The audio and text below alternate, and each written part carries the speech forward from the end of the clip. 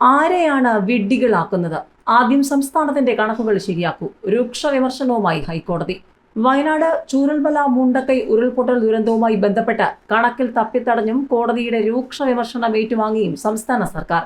സംസ്ഥാന ദുരന്ത പ്രതികരണ നിധിയിൽ ബാക്കിയുള്ള തുകയിൽ എത്ര ചെലവഴിക്കാൻ കഴിയുമെന്ന ചോദ്യത്തിന് മറുപടി നൽകാൻ സർക്കാരിനായില്ല.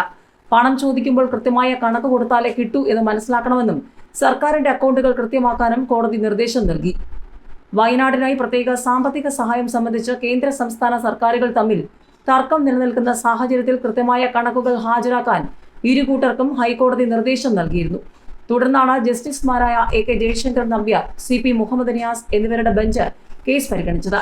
കണക്കുകളിൽ കേരളം തപ്പിത്തടഞ്ഞതോടെ കേസ് വീണ്ടും കേൾക്കുന്ന വ്യാഴാഴ്ചയ്ക്കകം കൃത്യമായ കണക്കുകൾ സമർപ്പിക്കാൻ കോടതി നിർദ്ദേശം നൽകി. മുൻ വർഷത്തെ നീക്കിയിരിപ്പായ 394 കോടി രൂപയ്ക്ക് പുറമെ കേന്ദ്രവിഹിതമായ 201 കോടി രൂപയും സംസ്ഥാന വിഹിതമായ 97 കോടി രൂപയും ഉൾപ്പെടെ 782 കോടി രൂപയാണ് സംസ്ഥാന ദുരന്ത പ്രതികരണ നിധിയിൽ ഉണ്ടായിരുന്നതെന്ന് കേരളം അറിയിച്ചു. ഇതിൽ 95 കോടി രൂപ വയനാടും മറ്റ് ദുരന്ത നിവാരണ കാര്യങ്ങൾക്കുമായി ചിലവഴിച്ചു. ഇതിന്റെ ബാക്കിയായി SDRF-ൽ 677 കോടി രൂപ ഉണ്ടെന്ന് സംസ്ഥാന സർക്കാർ അറിയിച്ചു. ഇപ്പോൾ ഒരു അത്യാവശ്യം വന്നാൽ എത്ര രൂപ ചെലവഴിക്കാൻ സാധിക്കുമെന്ന് ചോദിച്ചതോടെ സർക്കാർ കൈമലർത്തി. ബാക്കിയുണ്ടെന്ന് പറയുന്ന 677 കോടി രൂപയിൽ എത്ര ചെലവഴിക്കാൻ സാധിക്കും, എന്തൊക്കെയാണ് കൊടുക്കാമെന്ന് പറഞ്ഞിട്ടുള്ള തുക, മറ്റു ബാധ്യതകൾ എന്തൊക്കെ കോടതി ചോദിച്ചെങ്കിലും സർക്കാരിന്റെ പക്കൽ കണക്കുണ്ടായിരുന്നില്ല. ഇതോടെയാണ് കോടതി രൂക്ഷ വിമർശനം നടത്തിയത്. എന്തുകൊണ്ടാണ് ഈ കണക്കുകൾ ഇല്ലാത്തതെന്ന് കോടതി ചോദിച്ചു. ആരെയാണ് വിഡ്ഢികളാക്കാൻ നോക്കുന്നതെന്നും ഇത്രയും അധികം പേർ മരിച്ച ദുരന്തത്തിൽ അവരെ കൂടി അപമാനിക്കരുതെന്നും കോടതി പറഞ്ഞു.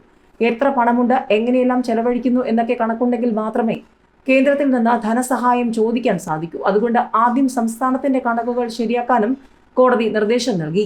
ഇതിനിടെ കേന്ദ്ര ആഭ്യന്തരമന്ത്രി അമിത്ഷാ തെറ്റിദ്ധരിപ്പിക്കാൻ ശ്രമിച്ചെന്ന് സർക്കാർ ആരോപിച്ചു. മാധ്യമങ്ങളിൽ കൂടി മാത്രമല്ല പാർലമെന്റിലും തെറ്റിദ്ധരിപ്പിക്കാൻ ശ്രമമുണ്ടായി എന്നും സർക്കാർ പറഞ്ഞു.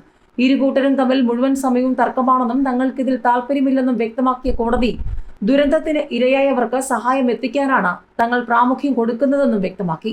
2010 മുതൽ ഓരോ വർഷവും 700 കോടി രൂപയോളം വിവിധ ദുരന്ത നിവാരണ പ്രവർത്തനങ്ങൾക്ക് വേണ്ടി വരാറുണ്ടെന്ന് സംസ്ഥാന സർക്കാർ അറിയിച്ചു. ഈ സാഹചര്യത്തിൽ SDRF-ലുള്ള തുക വയനാട് സ്ഥലം വാങ്ങാനും പുനരധിവാസ കാര്യങ്ങൾക്കും ഒന്നിനും തികയില്ല. ഈ സാഹചര്യത്തിലാണ് പ്രത്യേക സഹായം ആവശ്യപ്പെടുന്നതെന്ന് സംസ്ഥാന സർക്കാർ പറഞ്ഞപ്പോഴാണ് ആദ്യം കയ്യിലുള്ള പണം എത്രയാണ് എന്നതിന്റെ കണക്ക് ഹാജരാക്കാൻ കോടതി നിർദ്ദേശം നൽകിയത്.